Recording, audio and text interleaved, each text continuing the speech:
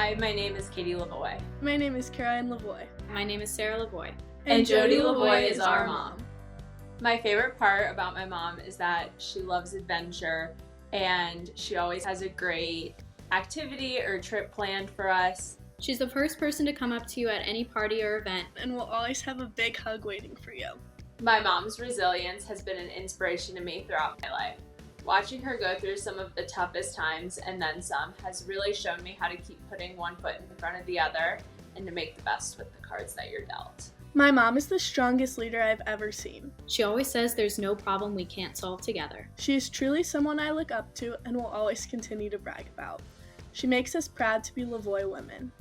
I'm so thrilled and excited and lucky to introduce my mom, Jody Lavoie.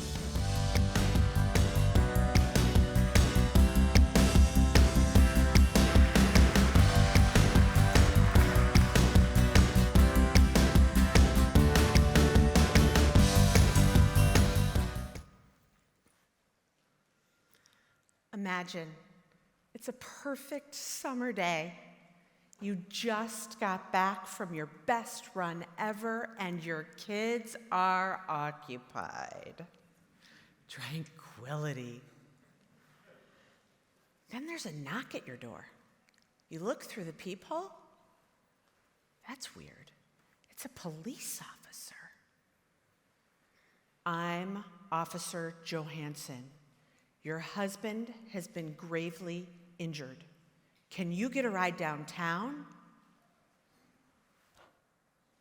Well, yes, but what happened? Just get a ride downtown, ma'am. Then your phone rings. Hello? This is Julie from WGN News. Your husband has been shot at work. Care to comment? No comment. That was me on July 31st, 2014, the day my family's life changed forever. My husband, Steve, had founded Aerostream, a $50 million supply chain technology company in downtown Chicago. That day, the CTO that he had demoted brought a gun to work. He shot my husband and then he killed himself. Steve was critically wounded, and overnight, I went from being a full-time mom to chairman of Aerostream, all while solo parenting our daughters, who were 15, 12, and 9. Steve never regained consciousness. 3 months later, we had our last date. We watched my favorite movie, we bought a zoo, and shared a bottle of Burgundy that we'd picked out together on our last trip to France. I took my glass and dipped my finger, and I lovingly placed some to his lips. The next day, Steve was gone.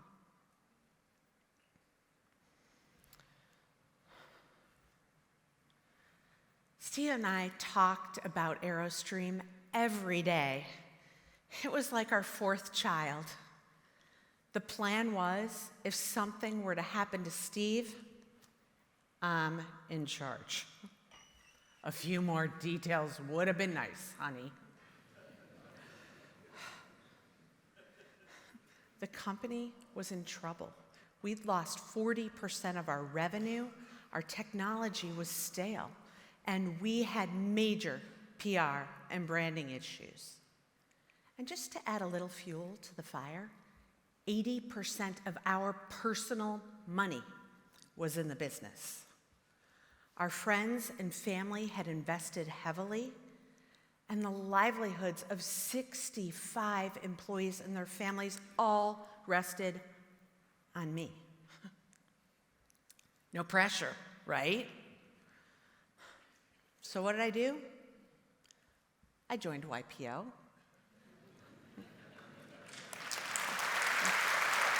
Of course. And then I showed up every day with the same commitment and values as Steve. The CTO had killed my husband, but there was no way I was going to let him kill our business too. With the dedication of the Aerostream team, we turned the business around and sold to private equity 3 years later.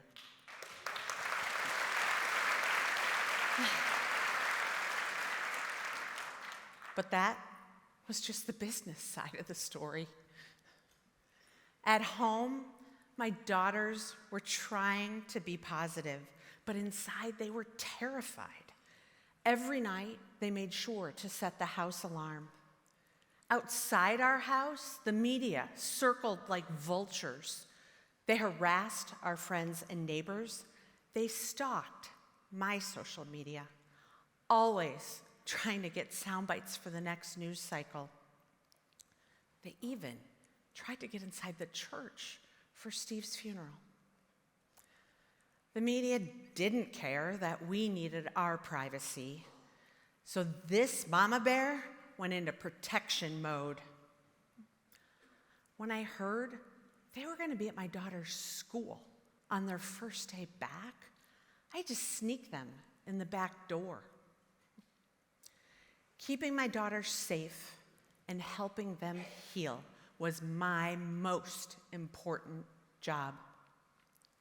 And believe me, they threw plenty of curveballs my way.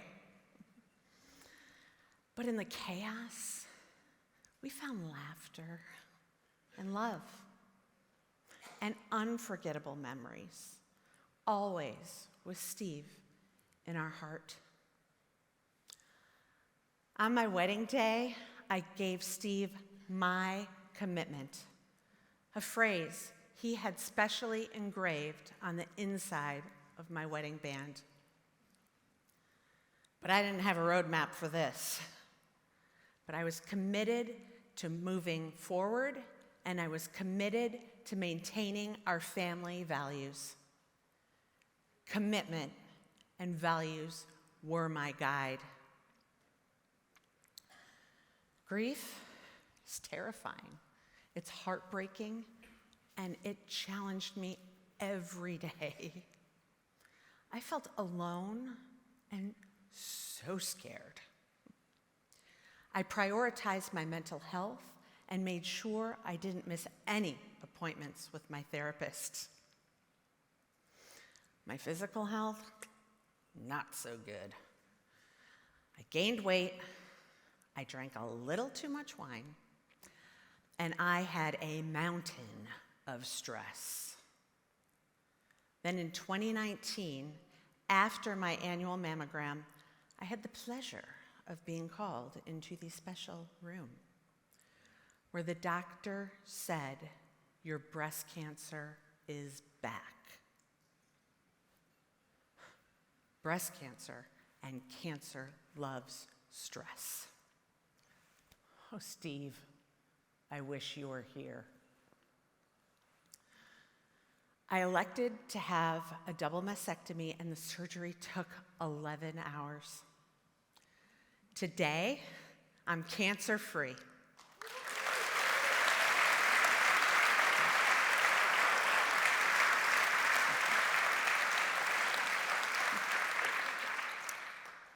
When you've been through what we have, cancer seems like a walk in the park. My grief experience brought me to my knees. Stress almost killed me. But every day I got up, committed to taking just one more step forward. Today, I coach widows in the workplace and train companies on how to better support their bereaved employees. The work I do brings me joy every day.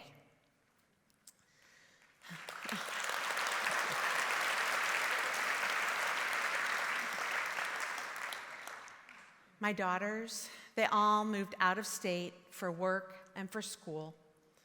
They want a chance to chart their own path and share their story with people on their own terms. Today, I am so proud of who my daughters and I have become. We are the Lavoie women.